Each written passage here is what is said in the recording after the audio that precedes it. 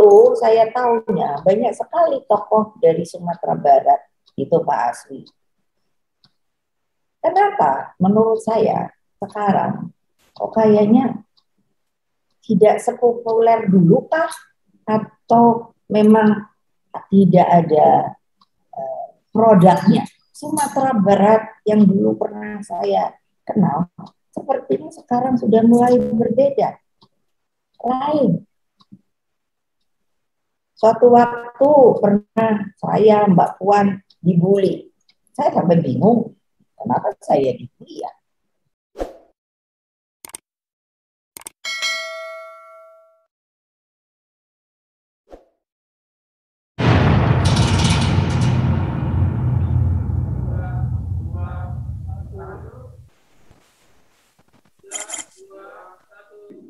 Alhamdulillah kita bisa berkumpul pada hari ini.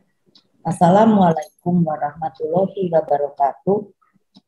Salam sejahtera untuk kita semua. Om Swastiastu, Namo Buddhaya. Bung Hatta itu betul-betul seorang negarawan, terus selalu betul-betul intelektual, sangat bukunya itu juga banyak sekali.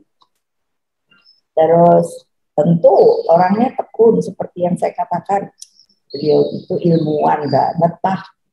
Menurut saya belum pernah dengar Pak Hatta tertawa terpingkal-pingkal.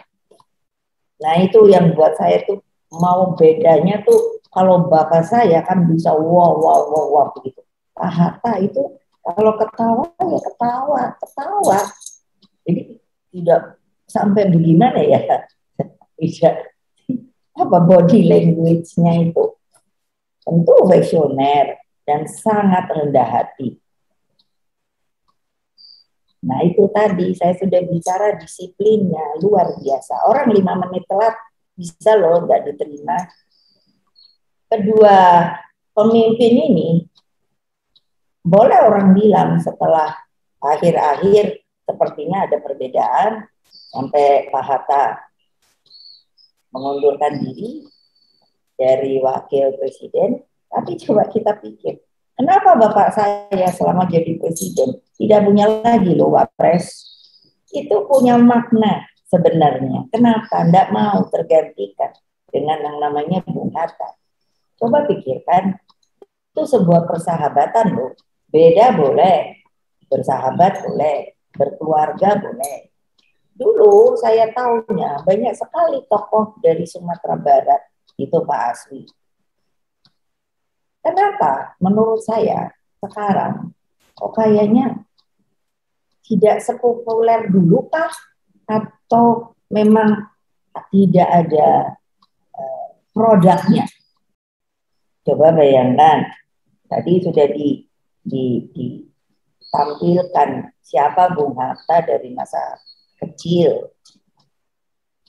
Jadi kan saya pernah ke Bukit Tinggi, makanya sampai saya pun dapat gelar. Jadi dulu waktu saya kalau ke Sumatera Barat, saya melihat, saya dapat merasakan sebuah naluri kegotong royongan begitu. Karena tentu sangat kental tradisi keislamannya, tapi juga pada saatnya bersamaan juga menempatkan peran tokoh adat penghulu yang disebut nini mama, alim ulama, kaum cerdik pandai. Kesemuanya merupakan kepemimpinan yang khas yang disebut Minangkabau, sehingga ada bukannya istilah tapi seperti panggilan tungku tigo sajarangan. Saya bisa mengerti seperti tungku ada kakinya 3, sajarangan seperti ditaruh di tempat, mungkin salah saya tapi dan pikiran saya begitu. Jadi itulah tempat semuanya berdiskusi. Nah begitu. setelah ke sini, saya mulai berpikir, saya sering berdiskusi karena di BPIP, Badan Pembinaan Ideologi Pancasila, saya sebagai Ketua Dewan Pengarah, itu ada Buya Safei. Saya suka bertanya sama beliau, mengapa Sumatera Barat yang dulu pernah saya kenal, sepertinya sekarang sudah mulai berbeda, lain. Suatu waktu pernah saya, Mbak Puan, dibully. Saya sampai bingung, kenapa saya dibully ya? Padahal dari yang saya mendapatkan sebuah pengertian, itu kan ada bundokan dong ya. Begitu. Nah, jadi itu yang maksud saya, apakah itu sudah tidak berjalan lagi? Jadi, kemana para cendik yang dibilang ini salah pandai bacanya? Sadiak pandai. Nah, betul nggak ya? Kan bahasa Padang tuh berliku-liku begitu ya. Ini benarkah?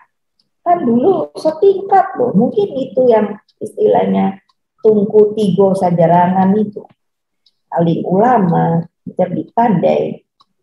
Yang satu lagi apa? Penghulu apa ya? Itu. Kan mendapatkan tempat yang sama di rumah gadang itu. Menurut pikiran saya, makanya monggo nanti ini didiskusikan.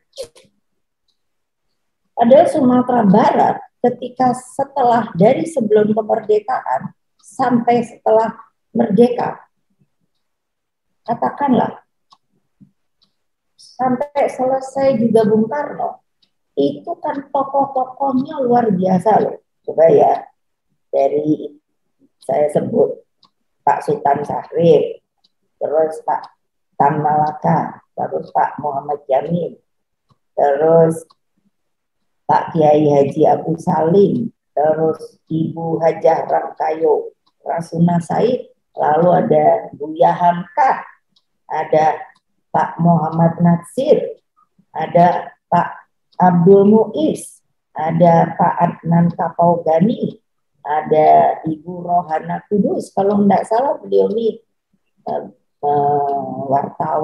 wartawati, orang apa ya, ada Bagindo Aziz Chan, ada Ilyas Yakob, dan masih banyak lagi, belum lagi Imam Bonjol, siapa lagi ya.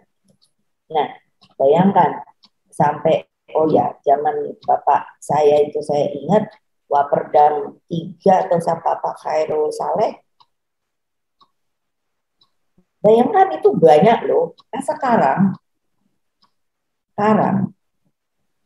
apa karena tadi tidak adanya atau sudah bubarkah yang namanya itu apa itu tungku tigo sajarangan ini, itu sudah hanya tinggal sebagai sebuah kenangan atau hanya sebuah simbol saja. Nah itu yang perlu menerangkan kan mereka yang dari Sumatera Barat. Saya sering bicara dengan Buya Safei. Beliau ikut di BPIP.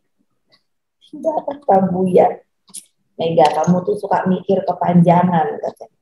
Sudahlah, Mbok kamu biarin aja, kenapa? Buya kok enak amat ya suka ngomong gitu. Kita ini selagi masih ada umur, ya bilang, masih diizinkan oleh Allah Subhanahu wa Ta'ala untuk berpikir. Ya kita pikir dong, Buya kan orang sana. Beliau, kami suka ganggu-mengganggu gitu. Nah itu kemana ya? Yang namanya, menurut saya kok penting ya, tungku tigo sajarangan ini. Saya nggak bisa tuh mengatakan harus, karena ada miliknya dari, nanti saya akan cerita. Ya tentu kan di sana ya. Nah tentunya oleh sebab itu, jadi dengan bagiannya Sumatera Barat itu, jadi saya tuh akhirnya berkontemplasi. Jadi begini, saya bandingkan. waktu di alam penjajahan, mengapa lahir para pemuda pelopor yang memiliki alam pikir waktu itu kebangsaan dan memiliki kesadaran untuk berjuang secara nasional bagi kemerdekaan yang sewaktu itu belum disebut bangsa Indonesia. Kenapa sekarang sudah bangsa Indonesia, tapi kok menurut saya malah jadi apa ya? Seperti terjadi penurunan rasa kebangsaan ini, begitu loh. Ini salahnya di mana? Kan boleh dong saya nanya begitu. Jadi ini urusan yang terakhir adalah matriarkat.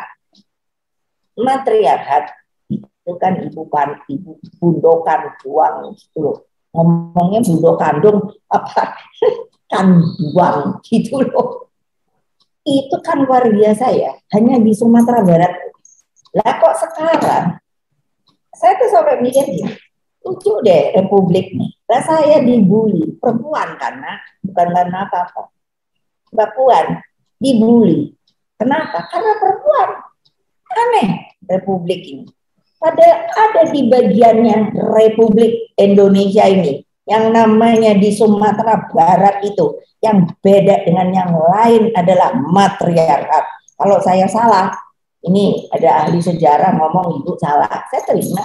Tapi saya tahu kenapa sampai ada gelar Bundo Kanduong, di mana mereka bisa mengangkat seorang ibu karena ibu itu pasti akan penuh kasih sayang, tidak penuh kebencian kepada orang-orang lain. Anaknya pasti dipelihara dengan kecintaan.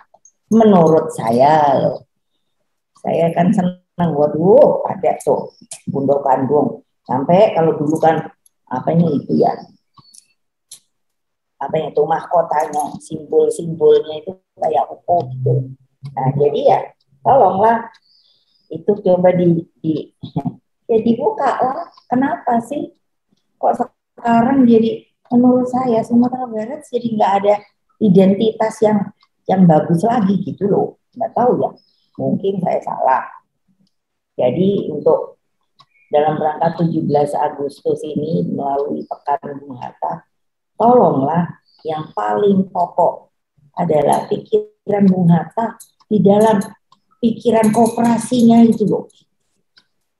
Saya nggak tahu, monggo deh gimana ya. Dan itu jangan mas, jangan teori baik. Kadang teori itu setelah saya dapat profesor, saya suka bilangnya begini, teori itu belum tentu loh ke lapangan itu jalan benar. Malah kadang-kadang teori itu criss cross sama keadaan lapangan. Kalau orangnya tuh nggak ngerti lapangannya kayak gimana. Kalau orang tidak mengerti bagaimana lapangannya. Jadi memang pemimpin seharusnya dengan negara sebesar ini, dia harus menjadi pemimpin lapangan. Makanya saya bilang pada Pak Jokowi, belusuan Pak. Belusuan, saya tuh dulu belusuan. Bukan mau menyombongkan diri, tidak. Itu sebuah pengalaman hidup. Luar biasa Indonesia ini. Pemimpin itu harus pemimpin rakyat banget. Artinya bertemu dengan rakyat. Istilah saya, supaya rakyatmu tahu hidungmu dulu, saya bilang. Saya ngajari anak-anak saya sama Mbak Puan. Kamu harus salaman. Ini tangan saya. Mungkin salaman sama orang lepra. Mungkin sama orang gatelan. Tapi itulah tangan rakyat, saya bilang. So, kalau saya nih karena udah tua, nggak ada niat saya mau jadi presiden lagi. Saya cuma nih bilang, pemimpin Republik Indonesia adalah harus pemimpin rakyat yang mengerti yang namanya kehidupan rakyat sebenarnya itu seperti apa. Mari kita ikuti lagi undang-undang dasar kita. Banyak perundangan tidak melihat sumber perundang-undangan itu. Nah, udah, saya jangan terlalu semangat. Nanti orang pada mabok dah. Nah, jadi sudah cukup Makanya dengan mengucapkan syukur kehadirat Allah Subhanahu wa taala, bismillahirrahmanirrahim, maka pekan Bung Karno, pekan Bung Hatta yang tentunya melalui webinar ini saya nyatakan buka. Selamat berdiskusi. Saya tentu sangat bergembira dapat bertemu dengan Nitya, Mas Edi, meskipun dengan webinar, karena saya di lockdown oleh anak-anak saya, sampai kita bertemu dengan tatap muka. Demikianlah, terima kasih. Wassalamualaikum warahmatullahi wabarakatuh. Om Santi, Santi, Santi, Om Rahayu, Merdeka! Merdeka!